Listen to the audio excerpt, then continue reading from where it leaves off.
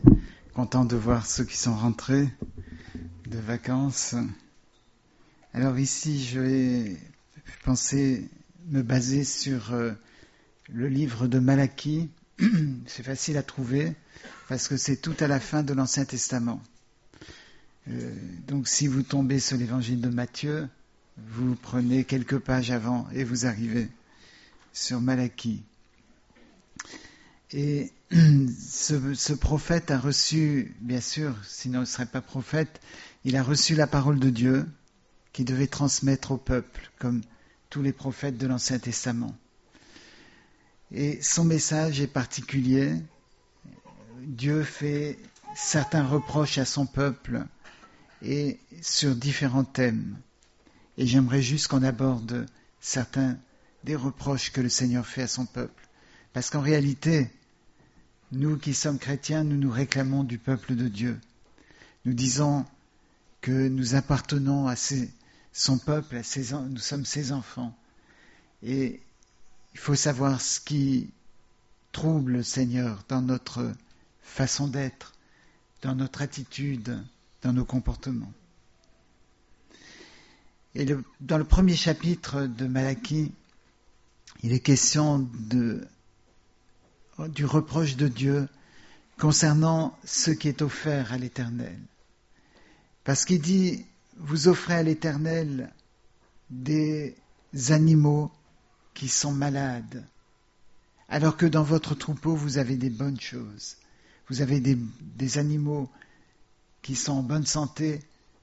Et il dit, est-ce que si vous allez voir un chef d'État, enfin j'actualise le terme, ou quelqu'un de très important, est-ce que vous allez lui offrir une bête malade?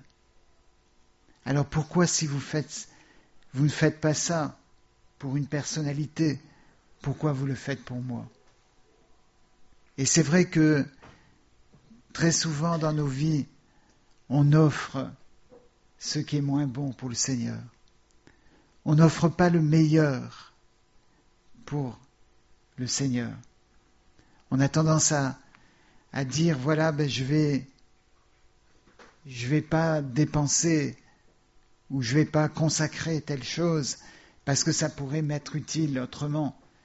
En revanche, quand c'est quelque chose qui nous coûte pas très cher, eh bien, on dit ça c'est pas grave, je peux le faire pour le Seigneur.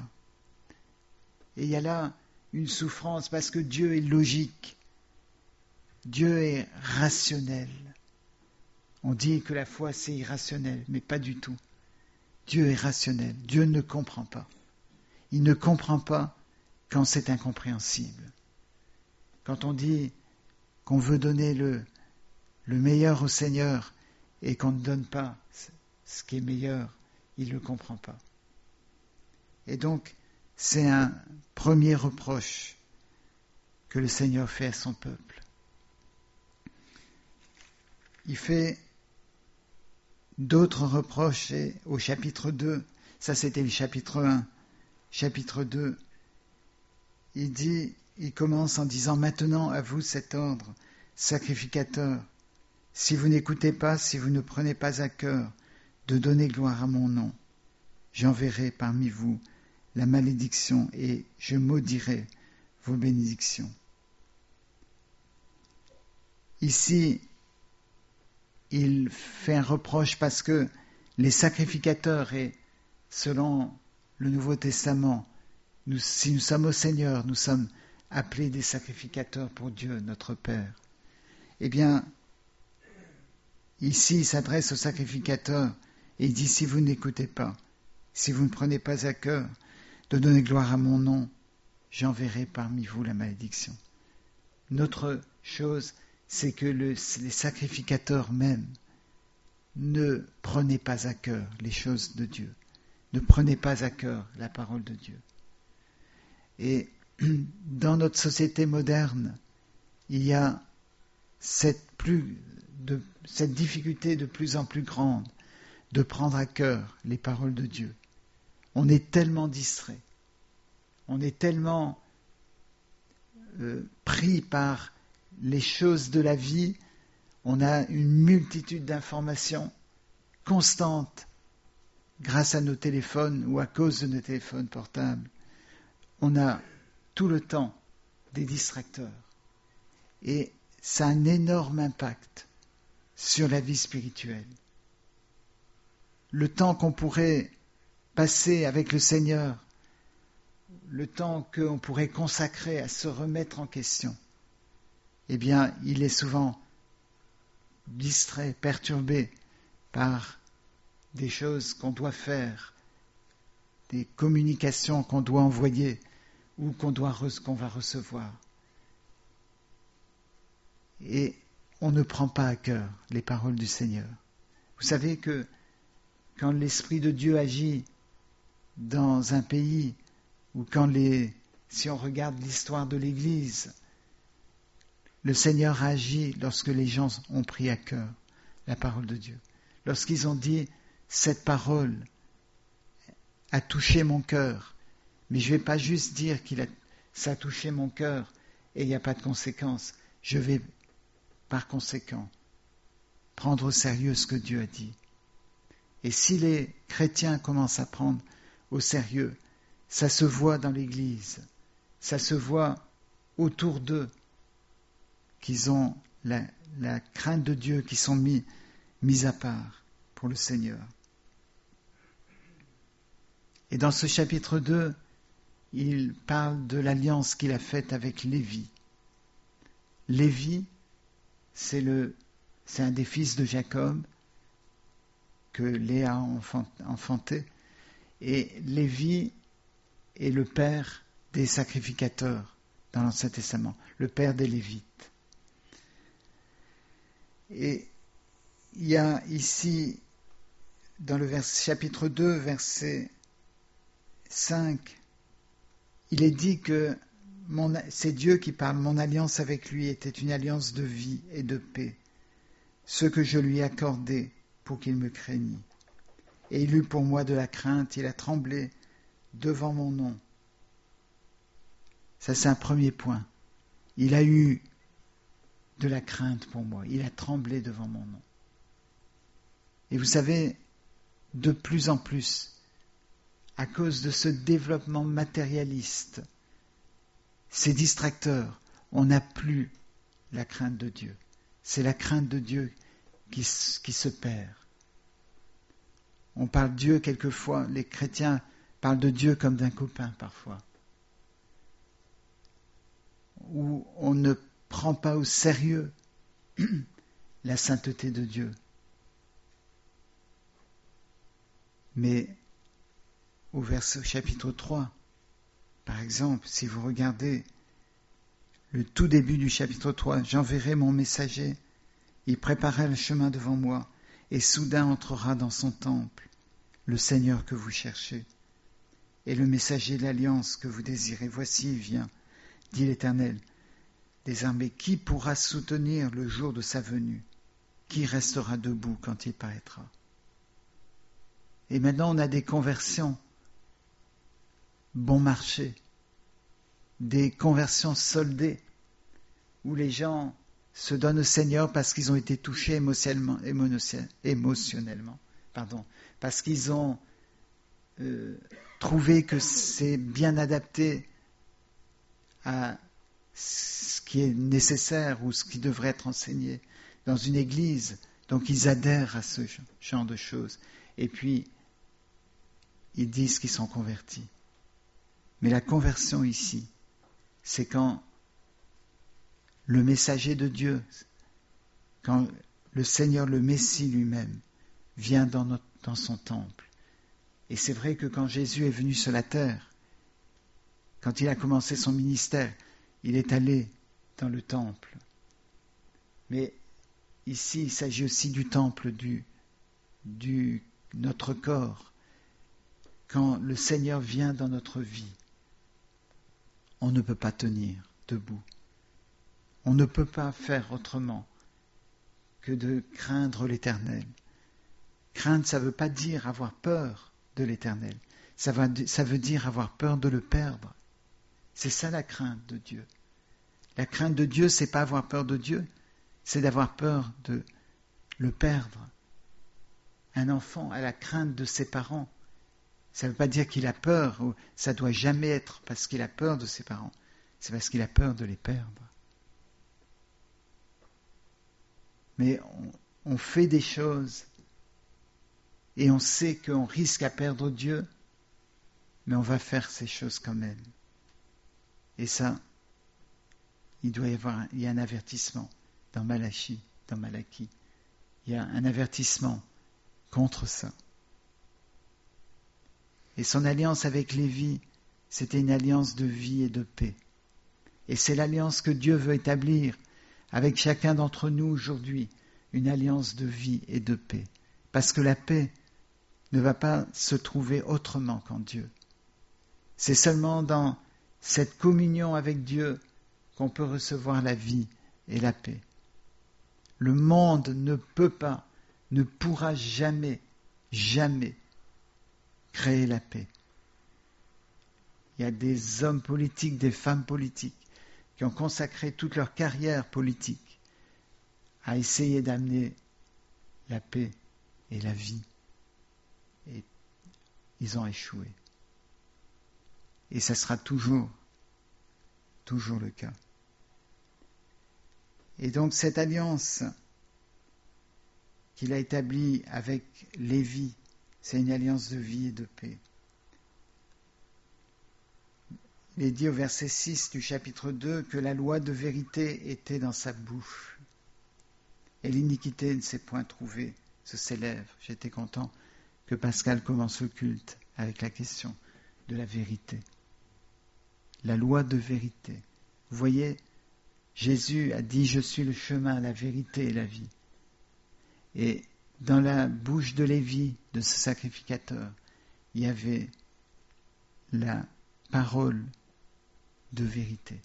Pas la loi ici de vérité, pas la loi des 10 commandements, mais la loi de vérité, la loi de Jésus. Bien sûr, qui va nous faire obéir aux 10 commandements. Mais ce que Dieu veut, c'est que dans nos bouches, il y ait la loi de vérité. Qu'il y ait la vérité, qu'il y ait Jésus qui apparaisse. Qu'est-ce qui sort de votre bouche? Qu'est-ce qui sort de ma bouche? Est-ce que c'est la vérité? Est-ce que c'est Jésus? La vérité, pas seulement dans le sens de ce qui est contraire au mensonge, mais la vérité avec un grand V. Est-ce que c'est Jésus, la parole, qui sort? Vous savez que dans Isaïe chapitre 6, lorsque le prophète Isaïe a eu la vision de Dieu, de la présence de Dieu, il a dit « Malheur à moi, car je suis un homme dont les lèvres sont impures, et mes yeux ont vu le roi, l'Éternel des armées. » Mais il est ajouté « Mais l'un des séraphins vola vers moi, et prit sur l'autel un charbon ardent, qu'il a mis sous les lèvres du prophète. » Et le prophète pouvait dire alors « Me voici, envoie-moi. » Le Seigneur veut purifier les lèvres, purifier du mensonge. Vous savez que vous êtes menteur si vous avez menti une seule fois. Vous pouvez passer toute votre vie à dire la vérité. Mais si un jour vous avez menti, vous êtes menteur. Certains pensent que devant Dieu, il y aura une balance et que s'il y a l'équilibre, ça passe. Mais ce n'est pas du tout ce que la Bible dit. La Bible dit que tous sont péchés et sont privés de la gloire de Dieu. Parce qu'il n'y a personne ici qui peut dire qu'il n'a jamais menti. La vérité était sur les lèvres du sacrificateur dans l'alliance que Dieu avait fait avec ce sacrificateur. Est-ce que c'est le cas pour nous? Il est dit donc l'iniquité ne s'est point trouvée sur ses lèvres.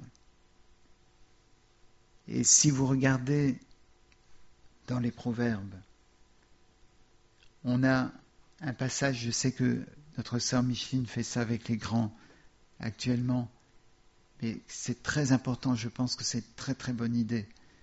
Si on regarde dans les Proverbes chapitre 6, on a une description de 6 choses. Il est dit 6 et même 7, mais il y en a 6. Mais c'est pour insister. 6 choses dont l'Éternel a horreur.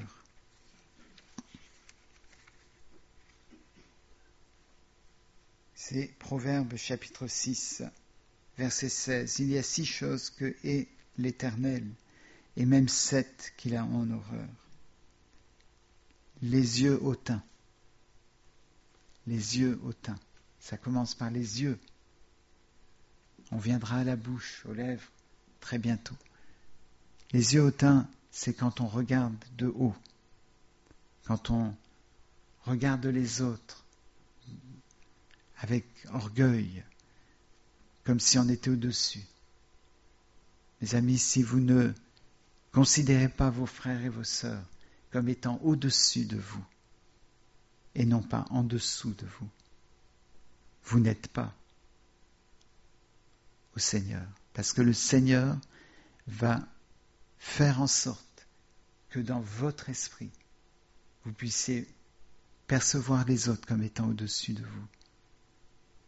Et si vous regardez chaque frère et sœur, vous verrez des choses qui viennent du Seigneur, qui existent chez ce frère et chez cette sœur, qui n'existent pas chez vous.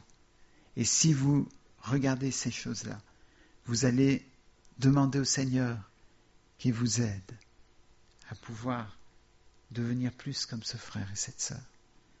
Mais si vous regardez chez les frères et sœurs ce qui ne va pas, vous allez vous dire « Ah ben ça va, moi je suis assez bon en ça, ce frère, cette sœur, oulala, beaucoup de travail à faire. » Et vous allez regarder les uns les autres et dire « Ben ça va, j'ai de l'avance, j'ai de l'avance. Tel frère, telle sœur a fait telle chose, oh, moi je suis quand même mieux. »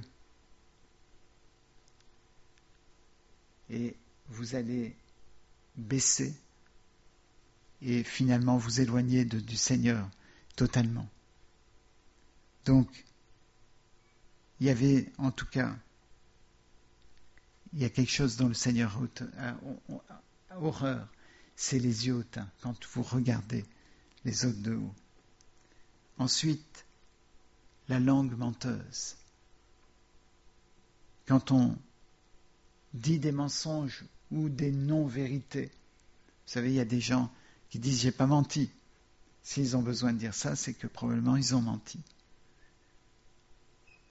Je me rappelle avoir côtoyé un homme qui était troublé, lié par le vol et le mensonge. Mais il avait un visage tellement sympathique qu'on n'aurait jamais soupçonné le mal de lui.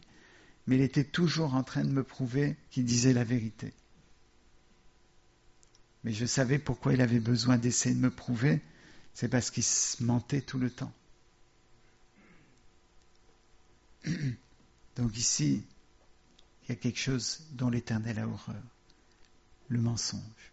Et le mensonge, c'est pas seulement les lèvres, c'est pas seulement verbalement qu'on ment. C'est quand on fait croire des choses, c'est quand on donne une impression qui n'est pas celle de la vérité, qui n'est pas la vérité. Et on a besoin que le Seigneur nous purifie les lèvres.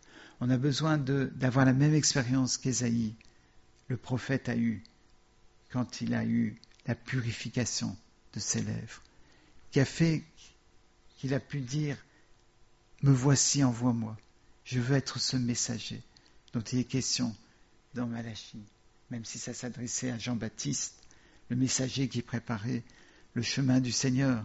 Mais si vos lèvres ont été purifiées, vous êtes un messager pour cette société, ce monde d'aujourd'hui. Et le Seigneur va faire en sorte que vous prépariez le chemin du Seigneur qui rentrera dans son temple et qui va changer le cœur des hommes et des femmes. Dans les choses dont Dieu a horreur,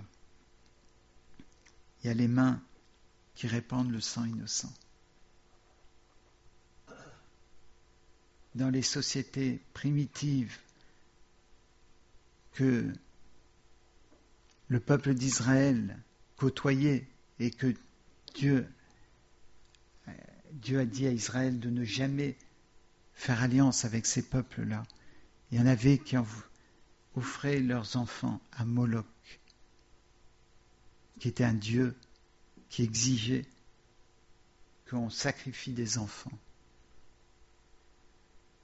Mais vous allez dire, quelle société honteuse de sacrifier des enfants. Ces sociétés faisaient moins que ce que la société française ou européenne fait, où les enfants sont sacrifiés sur l'autel du libéralisme, sur l'autel de l'obscurantisme. Combien de bébés sont avortés? Et vous savez que jusqu'à une certaine date, c'est considéré comme acceptable, et quelques secondes après cette date, ça n'est plus acceptable. Quelle folie! C'est pas seulement les bébés qui sont avortés, c'est les jeunes qui sont dans nos rues, qui tombent, qui sont impliqués dans tellement de choses mauvaises. C'est la pornographie qui est accessible pour ces enfants. Et ça, c'est sacrifier la vie de ces enfants. Et donc, on est dans un monde comme ça. On est dans un monde où l'impureté, elle se trouve à tout niveau, et on répand le sang innocent. On va devoir rendre compte pour tous ces enfants qui sont morts, qui sont ruinés à cause des décisions de justice, à cause de la société. Une troisième chose dont l'Éternel a horreur, c'est le cœur qui médite des projets iniques. Donc vous voyez, il y a les yeux hautains, il y a la langue menteuse, il y a les mains qui répandent le sang innocent, et le cœur qui médite des projets iniques. Quels sont vos projets? Quels sont les projets de nos dirigeants? Vous savez que dans le chapitre 11 de la Genèse, il y a eu un grand projet de l'humanité, projet politique extraordinaire. C'était de s'unir, faire une sorte de front populaire, pour utiliser un terme moderne, et ils se sont unis pour se faire un nom, pour avoir le pouvoir, pour avoir une réputation.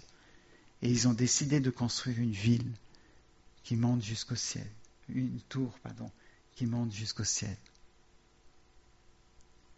Et ce que Dieu leur envoyait, c'est la confusion de langage.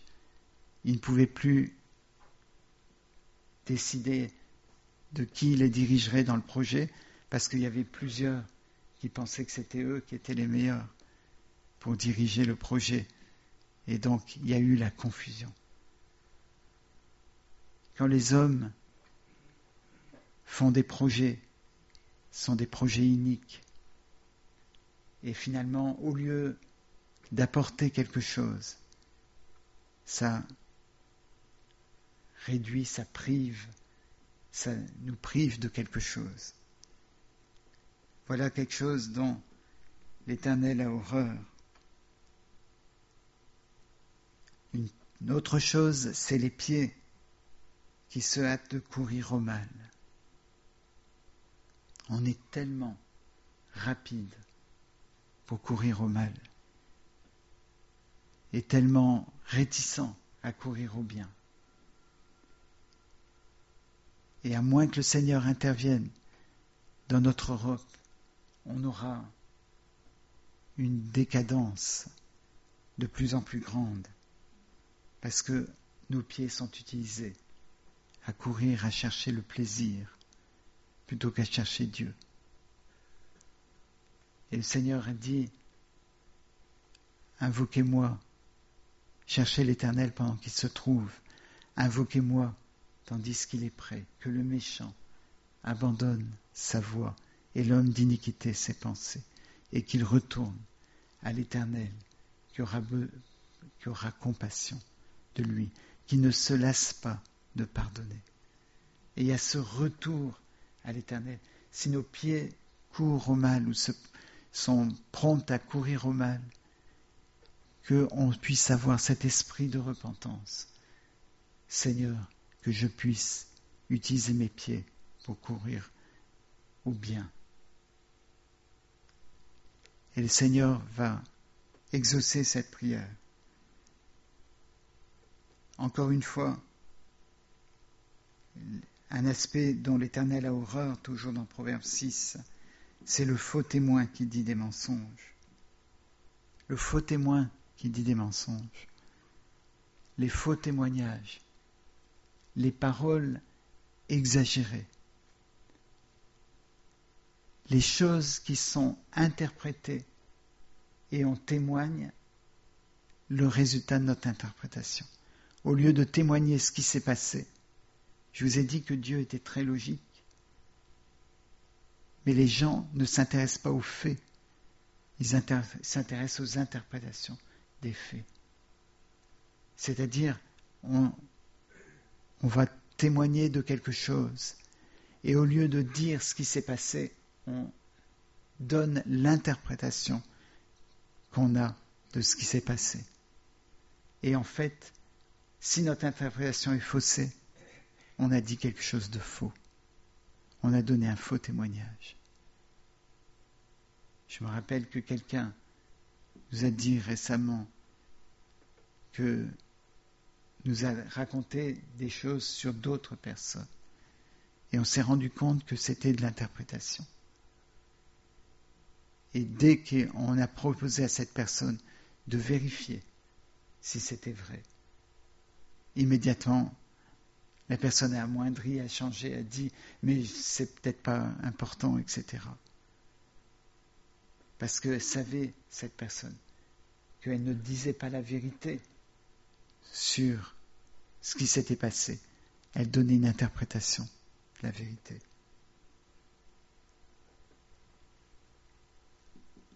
Le dernier point dont l'Éternel a horreur, c'est celui qui excite des querelles entre frères.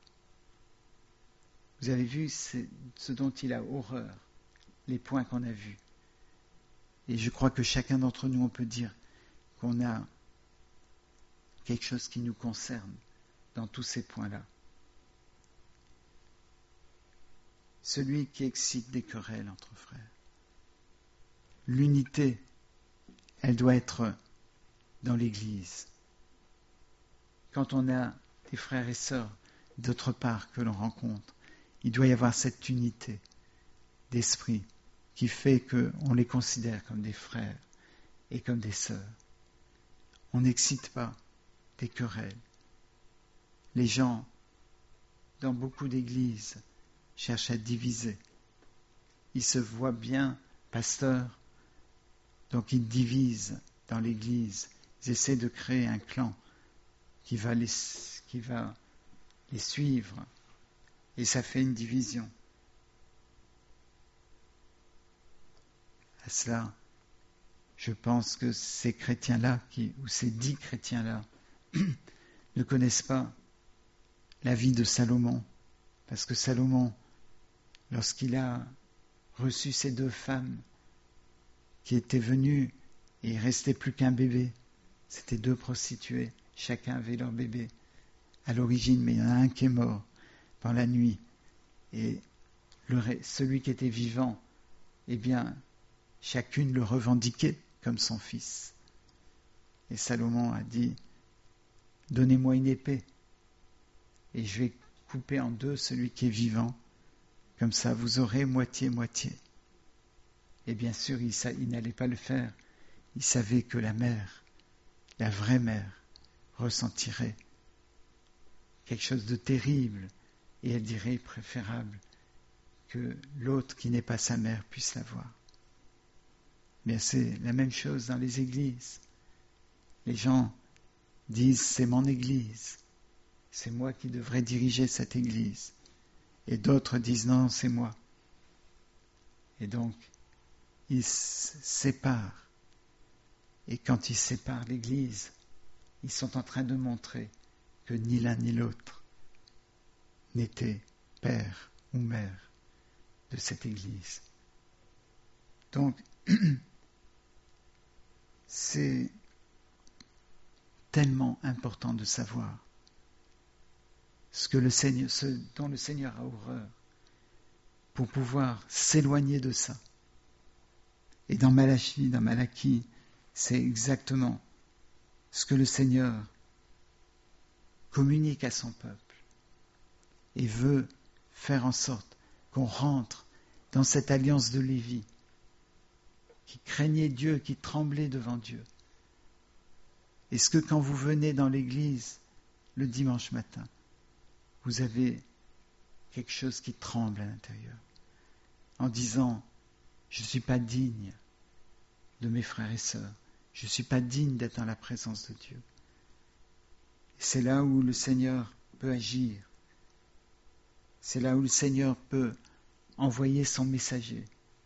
Et le messager peut être une prière, ça peut être un chant, ça peut être une parole entendue qui va rentrer dans nos vies, qui va préparer le chemin du Seigneur.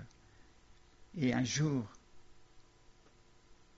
le Seigneur rentrera dans le temple, dans la personne qui a entendu ce que le messager a pu transmettre.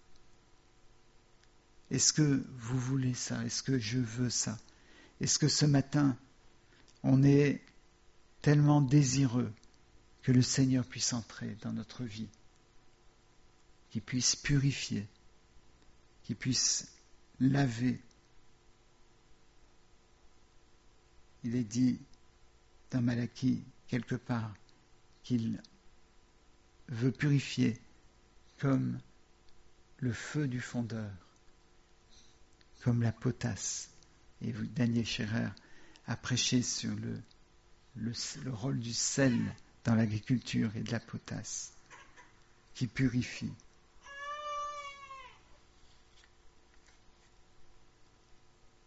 Malachie chapitre 4. Oui, avant le chapitre 4, le verset 16 du chapitre 3. Alors ceux qui craignent l'Éternel se parlèrent l'un à l'autre. L'Éternel fut attentif, et il écouta. Et un livre de souvenirs fut écrit devant lui, pour ceux qui craignent l'Éternel et qui honorent son nom. Ils seront à moi, dit l'Éternel des armées. Ils m'appartiendront au jour que je prépare. J'aurai compassion d'eux comme un homme a compassion de son fils qui le sert, et vous verrez de nouveau la différence entre le juste et le méchant, entre celui qui sert Dieu et celui qui ne le sert pas. Ceux qui craignent l'Éternel se parlèrent entre eux. Ça suppose que, étant donné les avertissements que Malachie avait pu donner, il y a eu des hommes et des femmes qui se sont parlés et qui ont dit, nous on veut suivre le Seigneur. Et le Seigneur répond. C'est ça qui me frappe, ça qui m'étonne toujours. Des gens qui se sont égarés pendant des années. Combien la bonté de l'Éternel. Et là, quand ils se repentent, quand ils se concertent avec eux-mêmes déjà, et avec d'autres en disant il faut qu'on retourne à l'Éternel. L'Éternel accueille, l'Éternel pardonne. Et c'est si merveilleux. Dans Malachie, on n'a pas le temps de développer, mais dans le chapitre 3, il est question de la fidélité. Dieu est fidèle. Et si vous sentez que vous êtes attiré par des choses dont l'Éternel a horreur, eh bien, sachez que si vous revenez, il va sortir ce livre de souvenirs. Et dans ce livre de souvenirs, c'est pas le souvenir de ce que vous avez fait. C'est le souvenir du fait que vous soyez revenus. Je crois que dans le livre de l'Éternel, c'est pas le livre qui tient compte de tout ce que vous avez fait. C'est le livre qui tient compte du fait que vous soyez revenus. Et c'est ça qui est merveilleux. C'est un livre où votre nom est écrit et où c'est écrit votre prénom qui est revenu au Seigneur et qui a été lavé par le sang de l'agneau, qui a été purifié. Les lèvres ont été purifiées. Verset chapitre 4 qui est très court. Alors, je crois que dans certaines versions, ça change. Je crois que dans certaines versions, il n'y a pas le chapitre 4, c'est la continuité du chapitre 3. Mais en tout cas, dans les tout derniers versets de Malachie, il est dit « Mais pour vous qui craignez mon nom, se lèvera le soleil de la justice, et la guérison sera sous ses ailes. Vous sortirez et vous sauterez comme les veaux d'une étable, et vous foulerez les méchants, car ils seront comme la cendre sous la plante de vos pieds, au jour que je prépare, dit l'Éternel. » Le soleil se lèvera, et la guérison sera sous ses ailes. La guérison spirituelle, la guérison de tout ce qui n'est pas du Seigneur. Vous savez que Dieu, lorsque Salomon a construit le temple, Dieu a dit qu'il voulait demeurer dans l'obscurité. Alors c'est surprenant. Dans un premier temps, on dirait, si j'avais posé la question en disant « Est-ce que Dieu préfère demeurer dans l'obscurité ou dans la lumière ?» On aurait tendance, et moi le premier, à dire « dans la lumière ». Mais non, parce qu'il est la lumière. Jésus a dit « Je suis la lumière du monde. Celui qui me suit ne marchera pas dans les ténèbres. » Et il a dit à Salomon que Dieu veut résider dans l'obscurité, parce qu'il est la lumière lui-même. Et donc, si on revient à l'Éternel et qu'on a cette obscurité à l'intérieur, c'est là où le Seigneur peut agir. Si vous venez à l'Éternel en disant « J'ai la lumière en moi, j'ai tout compris, je suis religieux, je suis quelqu'un de bien, je suis quelqu'un qui a toujours marché dans la lumière », Dieu ne peut pas habiter dans votre temple. Mais il vient là où il y a les ténèbres. Donc si vous avez le sentiment d'être ténébreux, ce matin, il y a de l'espoir.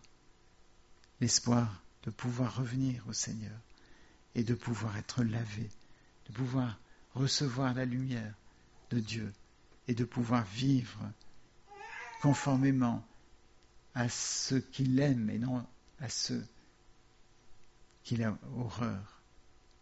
Donc, que on puisse méditer, relire ce livre de Malachie. Ça se lit très rapidement, environ 10 minutes à peine pour lire Malachie. Et que le Seigneur nous parle, chacun, pour que ce soit appliqué à nos vies. On va prier. Seigneur, merci pour ta parole, merci parce que tu viens, Seigneur, dans ton temple, lorsque les gens lorsque les hommes et les femmes te cherchent et veulent que tu puisses venir en eux. Seigneur, c'est celui que l'on cherche. Seigneur, c'est toi que nous voulons chercher. Celui qui vient, c'est celui qu'on cherche. Si on cherche à se faire un nom, c'est la destruction, c'est la confusion. Si on cherche le secours de l'homme, la Bible nous dit que le secours de l'homme n'est que vanité. Mais si on cherche Dieu, on le trouve.